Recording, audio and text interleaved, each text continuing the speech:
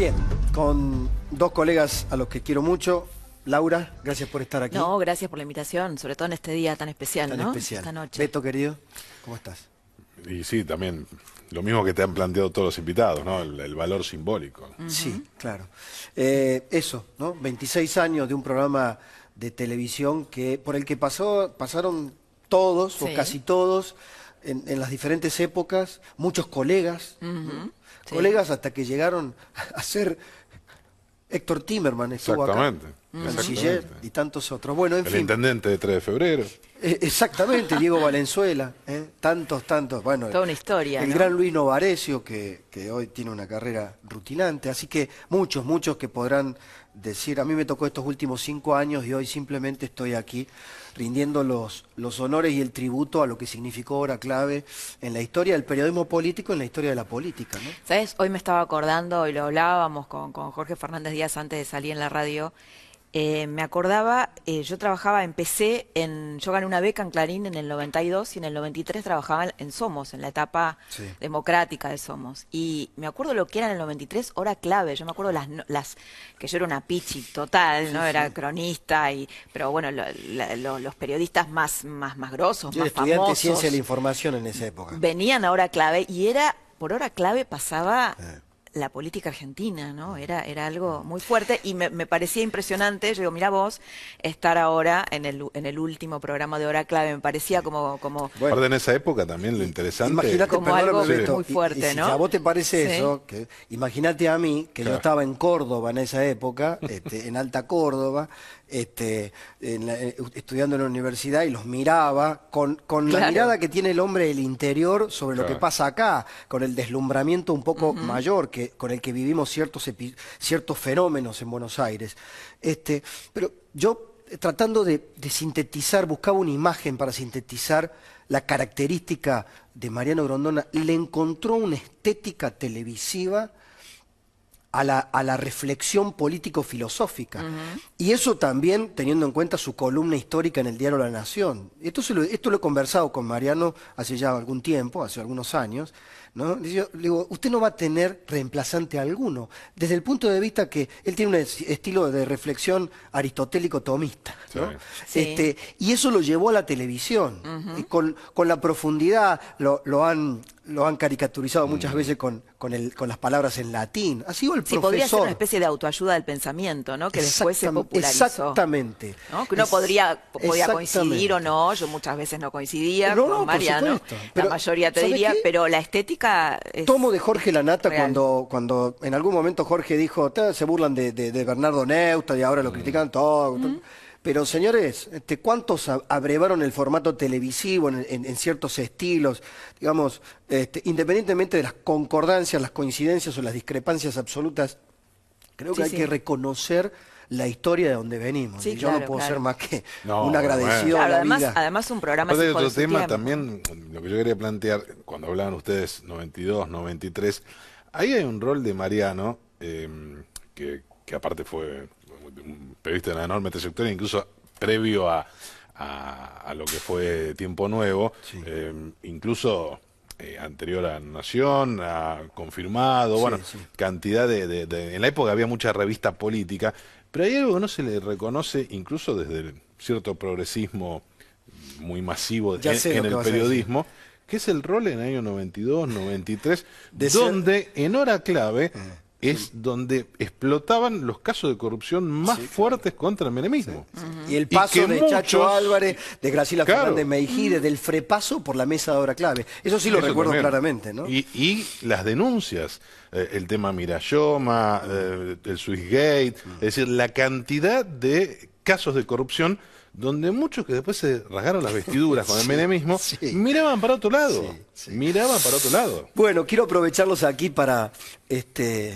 Hoy te escuchaba en el diálogo, cuando venía para acá, el diálogo con Jorge sobre el tema Santa Cruz. Estaba enojadísimo, Jorge. El tema Santa Le Cruz, mando un sí, saludo sí. querido al admirado Sí, Jorge sí, Fernández sí, sí. Díaz con el tema Santa Cruz, ¿no? Las paradojas. Claro, Esto de que claro. Alicia Kirchner esté queriendo echar a los ñoquis Es espectacular. que hereda de Peralta y pidiéndole le haga una plata a Macri. auditoría y le pide plata a Macri. Una maravilla, Sí, sí, ¿no? sí.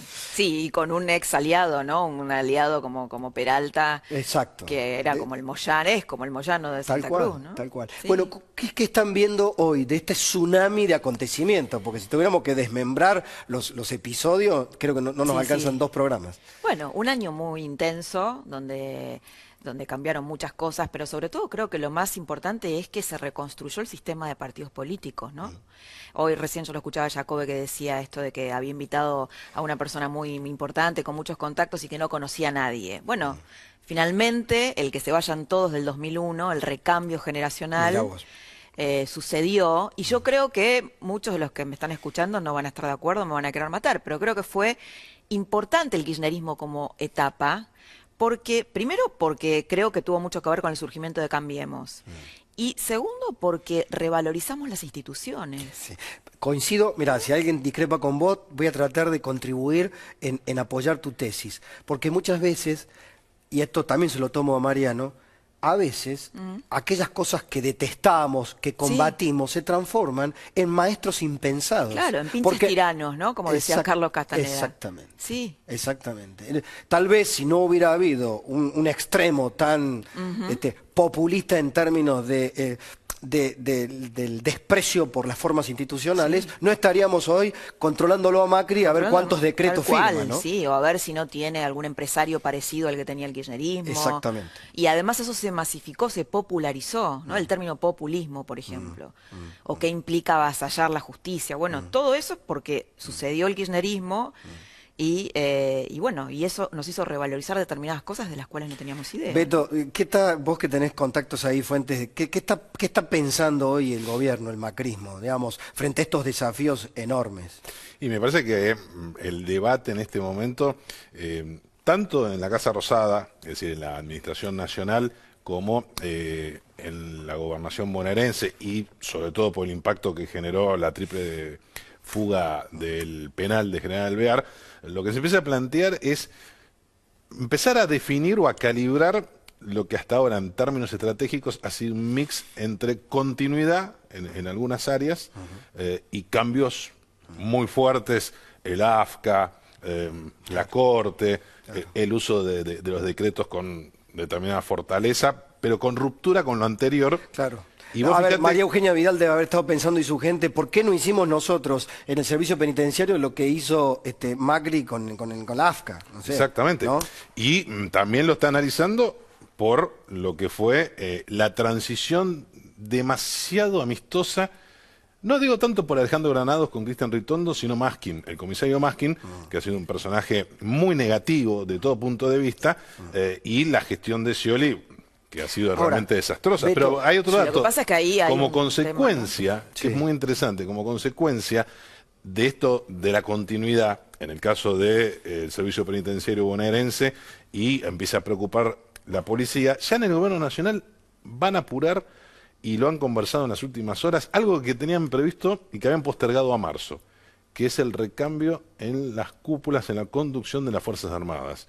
Es muy probable que se termine anunciando mucho antes de lo que tenían previstos y que quede, eso sí, el actual jefe de Estado Mayor del Ejército, el Teniente General Cundom, que es el hombre que reemplazó a Milani con mucho prestigio profesional, que quizás ascienda a jefe de Estado Mayor Conjunto en lugar del Teniente General Carena, que sí es un hombre de Milani, y que vengan nuevos jefes en la Armada y en la Fuerza Aérea. ¿Qué querías decir vos, Laura? No, lo que quería decir es si esto de, vos hablabas de la continuidad o ruptura, a mí me da la sensación que, bueno, que la gran deuda de la democracia es justamente la democratización de la federal, de los servicios de inteligencia. No pareciera que Macri o el gobierno de Cambiemos se quiera meter con eso, abrir ese frente de batalla ahora, ¿no? Me da la sensación que un poco de la continuidad tiene que Y ver depende del área. con Depende... que no abrir esto, ¿no? Porque en definitiva... Hay áreas y áreas. Claro, porque mira, si tomo como lo que decía Giacobbe, que las 3 promesas fundamentales de Macri fue combatir el narcotráfico, pobreza cero Y la corrupción. Y la corrupción, ¿cómo haces para cumplir esas promesas sin meterte con...? Claro, se trata de una cuestión de prioridades. El Claro, tema no es, yo digo- no qué, sino cuándo. No, ¿O digo, no cómo? sé sin hacer una valoración. Cristian Ritondo con Granados tienen una buena relación, hay una especie de continuidad en el AFI también, ¿no? Macri pone un escribano que es amigo suyo y la pone a Silvia Magdalani como segunda, que era una mujer que tenía vínculos con la ex-CIDE. Digo, no pareciera ahí... tenía vínculos Con un sector. con la CIDE que destroza la expresidenta Cristina, después del crimen de Nisman. Y cuando se conforma la AFI, que es directamente el copamiento por parte de la Cámpora de un organismo que lo destrozaron, lo que representa hoy Magdalena es la contracara de Mena, Parrilli estaba pintado, pero fundamentalmente de Mena, la influencia de Milani, que fue muy fuerte, o en todo caso, el vínculo que se dice de Magdalani es más con Francisco Larcher, que claro. fue uno de los que cayó en desgracia. ¿Cómo ves al peronismo? ¿Cómo ven al peronismo en función de este kirchnerismo de la resistencia? Sí, yo no comparto esto que decía Jacoba recién, que iba a desaparecer, o por lo menos lo pongo en duda, ¿no? A ver, a Scioli lo votó el 49% de la gente, creo que ahí hay un 20% de núcleo duro kirchnerista. Yo no me animaría a decir que va a desaparecer, me parece que en principio funciona como una minoría intensa, ¿no? Esto que los politólogos llaman una minoría intensa. Creo que, bueno, hubo una larga batalla cultural en estos 10 años, el tema de los jóvenes, yo trabajé mucho el tema de los jóvenes, de la intelectualidad que tiene el kirchnerismo, no creo que sea, me parece una visión muy simple, muy simplista pensar que todo se reduce a una cuestión de caja, me parece que es algo más complejo y no me animaría a decir va a desaparecer, no sé, tal vez con el tiempo sí, pero creo que no. Yo cambiaré la pregunta. ¿Va a lograr obturar el peronismo no kirchnerista a esa minoría intensa? ¿En qué plazos? No creo. Beto? No. Yo lo veo, coincido con Laura, los veo muy complicados. Lo comentábamos la semana pasada. Vos me preguntabas un poco qué van a hacer los Urtubey y demás para deskirchnerizar, cuando en la vereda de enfrente tienen a Cristina, una estructura y algo muy simple que es plantarse. La expresidenta se instala en Buenos Aires probablemente entre el 10 y el 12 de enero a rosquear contra el gobierno de Macri. Abiertamente, hablando, lo va a seguir enfermando, pero mucho más a Miguel Ángel Pichetto, a Héctor Recalde. ¿Para qué? Para que no le aprueben absolutamente nada. Es decir, quiere transformar a Macri en De la Rúa. Ese es el objetivo, no sé si lo va a lograr. Paralelamente, hoy se trabó el tratamiento del presupuesto en la provincia de Buenos Aires a María Eugenia Vidal y se está por romper el bloque del Frente para la Victoria en la Cámara de Diputados, ya se rompió en el Senado. ¿Por qué? Porque José Otavis, el presidente del bloque, camporista, lo enfermó el Cuervo Larroque con órdenes estrictas desde Buenos Aires, de Cristina y de Máximo Kirchner. ¿Cuál es el objetivo? No aprobes el presupuesto.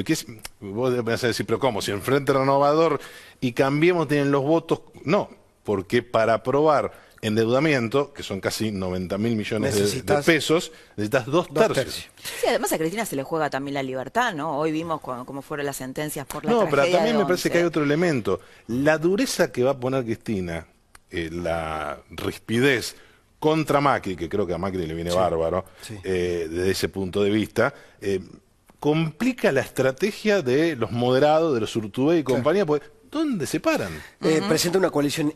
La última intervención, les pido en esto. Vos decías una lectura sobre lo que pasó hoy, ¿no? Esto que pasó hoy hay un cambio de con época, dos exsecretarios con prisión dictada. Veremos después en marzo si se confirma pensando o no. que también tendría que estar incluido debido ahí, y eso surgió hoy también en la sentencia que va a de hoy, iniciarse ¿no? una investigación. Y lo que viene sobre el vudú.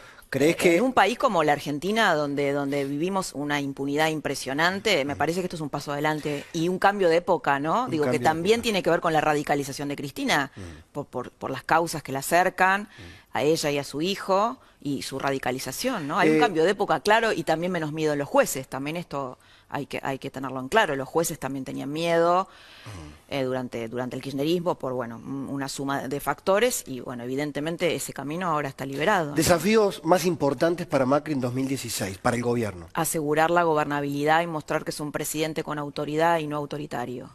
¿Beto? Y me parece que el tema fundamental va a estar pasar el primer semestre o el primer cuatrimestre en términos de llegar a tiempo al trimestre de oro de la soja, es decir, cuando empiecen a entrar mucho más dólares, pero ya tener definido una discusión paritaria que va a ser un test de gobernabilidad realmente muy fuerte.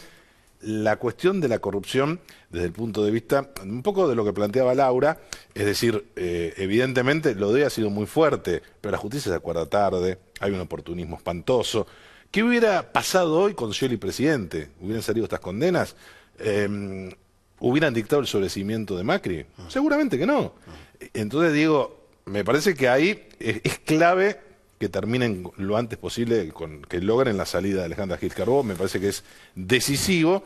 Y la otra cuestión tiene que ver si se define, si va a ser el 1 de marzo, pero me parece indispensable que tanto María Eugenia Vidal como Mauricio Macri cuenten la dimensión del desastre sin antecedentes que le dejaron. Les agradezco a los dos. No, gracias. Son los minutos finales de la historia de Hora Clave. No es poca cosa. No, sin duda, gracias. A ustedes. Gracias. Pausa y la conclusión final.